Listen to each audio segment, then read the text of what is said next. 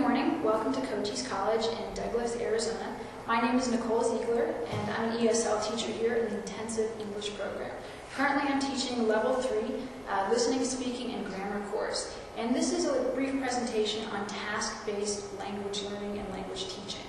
So what is task-based language teaching, or TBL? TBL is an approach to language teaching that is based on the belief that learners will be more successful, will be more effective in learning forms and focus when their minds are focused on the task instead of on the actual language they're using. It's based on communicative tasks, so tasks that mimic real life, real experiences, and that help learners exchange meaning through the manipulation, comprehension, production, and interaction that they need in the target language to communicate with one another. Some of these tasks might be sharing of stories or experiences, some things that will mimic their real life or realia experiences. Some examples of tasks are information gap, reasoning gap, problem solving. As a teacher, you can create different tasks to help learners achieve different things. It's kind of a reverse of the present, plan, and produce. Task-based language teaching usually starts with the production and then goes sort of backwards to that other way we're used to teaching. So you may be asking yourself, well, how can I use TBL within my classroom? TBL usually has three phases. You have the pre-task phase, the during task phase, and the post-task phase. During the pre-task phase, teachers can help frame the activity and help prepare students, as well as help motivate them for the task. One of the ways to do this is to discuss the usefulness, the purpose of the task. This is especially helpful in students seeing why these tasks are relevant or important to them. Today's task, we're going to be working on phrasal verbs. And so I'm going to adhere to the pre-task, during task, and post-task framework. And so the task we're going to be doing, the during task, is a picture task. It's in my students' textbooks.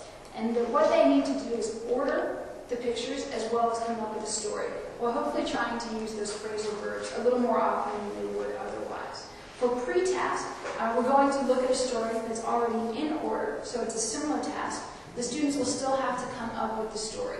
This will help them to prepare and to feel comfortable using the phrasal verbs when they actually begin the task. Okay, so guys, hopefully you're listening to that. So we're going to be doing a picture story. And so in your textbook, if you look at page 113, okay, you'll see 6 pictures there. Now, what we're going to do is we're going to order those pictures, and then you're going to tell the story. So just to practice, kind of prepare you for it, I have some pictures here. Now, these pictures are already in order. Okay, so this is similar to what you've been doing, just a little bit easier. Right? So it'll be a little more complicated what you're doing. Okay, so can you guys see this okay? Can everyone see this all right? Okay, so in this first picture, what does this look like? What do we have here? Schedule. A schedule, right? Yeah, it's a schedule. It's like a planner, maybe a calendar. So it says Laura turns 30. Okay, so Laura looks like she's having a birthday. Okay, so what do you think this is over here? Can you see her okay? What is it? What's going on in that picture? Maybe they just bought a house. Maybe they bought a house. Yeah, sure. Who do you think that is? So Laura turns 30. Who do you think this woman might be? His husband. Yeah, sure, it could be the husband, and this could be Laura, right? Yeah, it could be Laura. So maybe Laura and her husband, maybe they bought a house. Sure, who knows?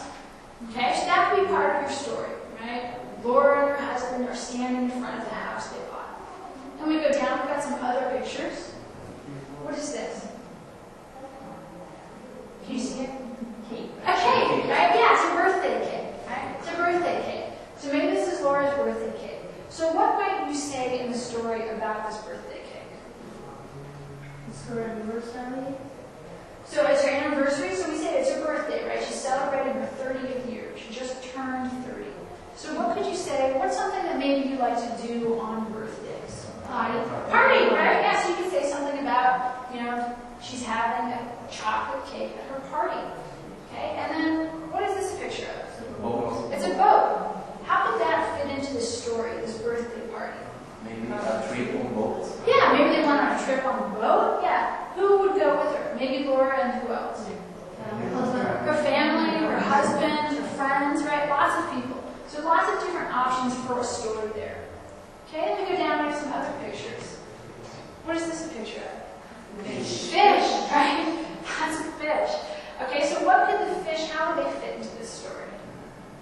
They're going to eat some taco fish. Maybe they're going to eat some taco fish. Okay, I like it. Did they catch the fish? Maybe they fish. Maybe they fish. Yeah, maybe they went fishing on the boat. Maybe they caught them themselves. I don't really know much about fish, so if you do, you can say what kind of fish those are. What about this picture? What's going on here? Lobster. Lobster. Yeah, I thought they were crab too, actually. It looks like lobster. Here we can see the tail. Okay, so how did this fit into the story? They were to be They were taken? They were to a restaurant. They went to a restaurant, okay? So they had some fish, they went to restaurants. What else could happen with that last picture? They're going to celebrate. They're going to celebrate eating lobster. Right? Lobster is usually very expensive. Right? Very expensive. And so it's a good way to celebrate the birthday, right? Eating lobster. Anything else that maybe could have happened with this picture? Maybe they don't like fish and they prefer lobster. Excellent. Maybe they don't like the fish they caught, so maybe they have lobster instead. Great. Okay, so lots of different options. You know, your stories can be very different. You all came up with very different things right now for the same pictures, right? So you all had at least 3 or 4 ideas for the same picture. So you can decide what story you want to make. Okay, so look at page 113 in your book. Okay, so we have 6 pictures here, right? And you'll see that there's a letter for each picture. The first thing I want you to do is to decide what order the pictures go in. So in this one, the pictures are already in order for us. We have the planner, then we have Laura with her husband maybe, then the birthday cake, the boat, the fish, the lobster. It's already in order. You're going to decide what order these pictures go in, which one goes first, second, all the way to the last one. Then you're going to tell your story. So we're going to work with partners. So I'm going to pair you up with a partner, okay? And then you'll go ahead and begin your task. Teachers can also do pre-task planning, helping students with non-task activities to help prepare them for the tasks, as well as supporting learners in a similar task to the one they're going to complete. Most research has suggested that pre-task planning is optimized at about 10 minutes. So if that's something you decide to do, keep that in mind. The during task phase offers a number of task performance and process options for instructors. Teachers can provide varying time limits, allow access to specific input data, or they can introduce surprise elements into the task to kind of help keep their learners on their toes. These options are planned in advance, these performance options. Process options occur during the task execution. These are a little more spontaneous, and these will come about based on the teacher's own personal experiences as well as those of the students. And so those are a little more on the fly, less planned. Post-task is where the form and focus really comes into play.